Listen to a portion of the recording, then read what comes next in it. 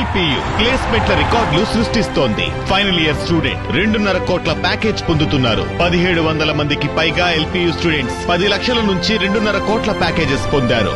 విద్యా విప్లవం ప్రారంభమైంది లవ్లీ ప్రొఫెషనల్ యూనివర్సిటీలో. ప్రసాద్ గారు, ఈ డిబేట్ స్టార్ట్ చేసే ముందు కొన్ని దృశ్యాలను చూపించాలని, ఎందుకంటే జగన్మోహన్ రెడ్డి గారు ఏ కార్యక్రమం కోసమైనా సరే ఒక్కసారి అడుగు బయట పెడితే ఆ జన ప్రవాహం ఎలా ఉంటుంది, అది ఆ జనసంద్రం చూస్తుంటే ఈ నాయకుడికి ఎందుకు ఇంత ప్రబంధనం అనేది అర్థం కాదు. ఈరోజు తెనాలకు వెళుతున్న సందర్భంలో కూడా ఒక్కసారి ఆ దృశ్యాలను చూపించండి. ఏ రకంగా జనం నీరాజనం పట్టారో జగన్ కన్నది. ఒకసారి ఆ విషయం పైన మాట్లాడిన తర్వాత కేసు లోతుల్లోకి కూడా వెళ్తాం. ఇది సార్ సిచ్యువేషన్. జగన్ అడుగు బయట పెడితే మొత్తం జనసంద్రం అయిపోతుంది. ఇంత జనం వస్తారని తెలుసు, వేలాదిగా తరలొస్తారని తెలుసు. కానీ ఎప్పట్లాగే ఈ ప్రభుత్వం అదే కక్షపూరితంగా, అదే ధోరణితో, మళ్ళీ అదే నిర్లక్ష్యంతో వ్యవహరించింది. ఎక్కడా కూడా పోలీసు బందోబస్తు విషయంలో జాగ్రత్తలు తీసుకోలేదు. కనీసం రో పార్టీని కూడా ఏర్పాటు చేయలేదు. ఐతానగర్ అంటే ఒక చిన్న గల్లీ లాంటిది, ఇరుకు కాలనీలు ఉంటాయి. ఆ కాలనీలో ఇరుకు సందుల్లో వెళ్ళి ఆ ఇంటికి వెళుతుంటే కనీసం అక్కడ కంట్రోల్ చేయటానికి రో పార్టీలు ఎక్కడున్నాయి? మళ్ళీ కార్యకర్తలు, అభిమానులే ఆయనకు రో పార్టీగా ఏర్పడి చాలా జాగ్రత్తగా ఈ కార్యక్రమాన్ని, నిజంగా చెప్తున్నా, వాళ్లే సక్సెస్ చేస్తున్నారు. ఎక్కడ కూడా ప్రభుత్వం, అక్కడ చూడండి ఏ రకంగా జనసంద్రం ఉందో. ఆ చిన్న సందులో, ఇంత ఇరుకు సందుల్లో వెళుతున్నప్పుడు ఎన్ని జాగ్రత్తలు తీసుకోవాలి? కానీ ఎక్కడా అది కనిపించదు. రో పార్టీని లేకుండా చేశారు. ఎక్కడ అక్కడక్కడ ఒక్కొక్క పోలీసు మనకు కనిపిస్తూ ఉంటారు. అంతే, అయిపోయింది, మా పని అయిపోయింది అన్నట్టు. కానీ ఒకటి అర్థం చేసుకోవాలి, ఎన్ని అడ్డంకులు సృష్టించిన ప్రతి కార్యక్రమాన్ని విజయవంతంగా కార్యకర్తలు, అభిమానుల మధ్య, వారి అభిమానం మధ్య, ఆ పూల జల్లు మధ్య ప్రతి కార్యక్రమాన్ని విజయవంతం చేసి తిరిగి వస్తున్నారు జగన్మోహన్ రెడ్డి గారు. అంటే ప్రజల గుండెల్లో ఉండే నాయకుడికి ఎలాంటి జన నీరాజనం ఉంటుందనేది ఆ దృశ్యాలను చూస్తే మనకు క్లియర్గా అర్థమవుతుంది. ఎస్, ముందు ఏం చెప్తారు? జగన్ అడుగు పెడుతున్నారు బయట అనగానే ఏంటి ఆ జన సందోహం? ముందుగా సాక్షి ప్రేక్షకులకు నమస్కారం అండి. అలాగే ప్యానెల్లో ఉన్న శర్మ గారికి, మా గురువు గారు జూపూడి గారికి ప్రత్యేక నమస్కారాలు, జై భీములు. మీకు కూడా నమస్తే సార్. నమస్తే సార్, నేను ఒక్క విషయం చెప్పగలను. ప్రజల్లోంచి ఒక నాయకుడు ఆవిష్కరించబడితే ఆ నాయకుడికి జన నీరాజనాలే ఉంటాయి. జగన్మోహన్ రెడ్డి గారు అనే వ్యక్తి ఇవాళ ఎవడు పడితాడు, ఏది పడితే అది మాట్లాడుతున్న వాళ్ళకి ఒక గొడ్డలు పెట్టి సమాధానం ఏంటంటే, ఏదో వాళ్ళ నాన్నగారి ఆచ్ఛేదనతో రాజకీయ అరంగేట్రం. అలాగే నిజంగా అనుకుంటే నాకన్నా మా గురుగారు జూపూడి గారు బాగా చెప్తారు విషయంలో. మా కోట్ల విజయభాస్కర్ రెడ్డి గారి కొడుకులాగా, లేదంటే మరి శశిధర్ రెడ్డి గారు, చెన్నారెడ్డి గారు అబ్బాయిలాగా రాజకీయ ప్రస్థానంలో ఉండు. కానీ ఒక సెల్ఫ్ మేడ్ పొలిటీషియన్ ఏ రోజైతే తండ్రి ఆశయాలకు అనుగుణంగా ఒక రాజన్న రాజ్య స్థాపనకి, వాళ్ళతో అయితే కదా మా నాన్నగారు తదనంతరం ఉన్న దగ్గర ఒక చిరు ప్రయత్నంలో అతనికి ఎప్పుడైతే వైఫల్యం సంతరించుకోదు, ఎందుకంటే ఏ ప్రజలతో మమేకమైతేనే రాజన్న మననలు ఉంటాయన్న దగ్గర దానికే గండి పడుతున్న తదనంతర పరిణామాల్లో ఆయన సొంతంగా పార్టీ పెట్టి ఎస్టాబ్లిష్ అయిన దగ్గర జనాల్లోంచి ఆవిష్కరించబడిన ఒక జన నాయకుడే జగన్మోహన్ రెడ్డి. సో ఎప్పుడైనా సరే వాళ్ళకి ఎలా ఉంటుందంటే, జనం అన్నది ఆయన కుటుంబం. ఆ కుటుంబానికి ఆయన పెద్దగా ఉన్నప్పుడు ఒకసారి 67 స్థానాల్లో, ఒకసారి 151, ఈసారి 11 స్థానాలు ఇవ్వచ్చు. కానీ ఈరోజు ప్రతిస్పందన ఎలా ఉందంటే, ఇలాంటి వ్యక్తికి మనం 11 స్థానాలు ఇచ్చామన్న ఆక్రందన తెలియజేయడానికి ప్రతి నిమిషం ఆయన ఎక్కడికి బయటకు వచ్చినా జన సమూహాలు వస్తున్నాయి. ఎందుకంటే సార్, ఇప్పుడు చూడండి, గిల్టీ కాన్షియస్ అన్నది ఉంటుంది ప్రతి ఒక్కరికి.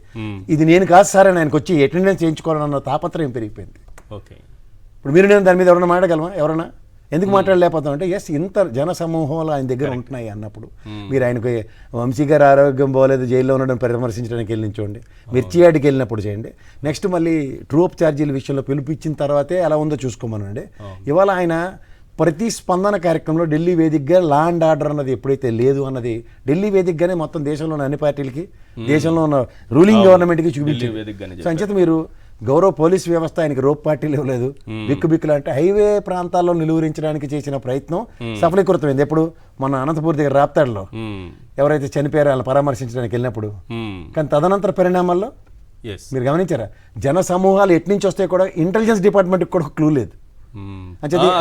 అట్లే కదా, అన్ని వైపుల నుంచి వచ్చేసారు. అంచేత ఎప్పుడైనా సరే జననాయకుడు అనే వాడికి జనాల్లో, ఇప్పుడు మా జూపుడి సార్ ఉంటారు, ఆయనకి మీరు మైక్ ఇవ్వండి, ఆయన సమూహాన్ని అడ్రస్ చేసినప్పుడు ఆయన ఆరోగ్యం లేకపోతే కూడా అనర్గళంగా మాట్లాడేసారు. మొన్న గుండెల మీద తెచ్చుకున్నాడు ఆయన.